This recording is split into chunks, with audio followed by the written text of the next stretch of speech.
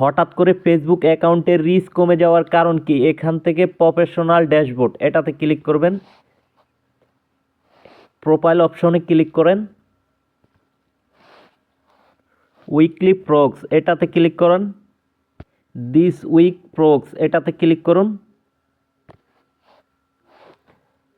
তো দেখেন ভিউয়ার্স, এখানে যদি আপনাদের এই সেটিংসটা উল্টাপাল্টা থাকে, ঠিক আছে, তাহলে কিন্তু আপনাদের ভিডিওতে এই ভিউ আসবে না। এখান থেকে রিচ মোর পিপল এটা এখান থেকে দিয়ে এখান থেকে আপডেট করে দিতে হবে। এখন আপনি যখন ভিডিওটা আপলোড করবেন, আপলোড করার পরে আপনার এই ভিডিওতে মানুষ যখন দেখবে অটোমেটিক রিচ, এঙ্গেজমেন্ট সব কিছু বেড়ে যাবে।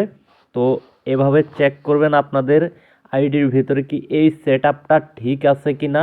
অর্থাৎ আপনারা ভিডিও আপলোড করার পরে যদি এই সেটিংসটা অনলি স্টার সেন্ডার, এখানে লেখা আছে get quick star on Facebook, only star সেন্ডারের কাছে আপনাদের এই ভিডিও শো হবে। অর্থাৎ এখান থেকে রিচ মোর পিপল দিলে হবে কি আপনাদের এই ভিডিওগুলো সবার সামনে চলে যাবে, ঠিক আছে।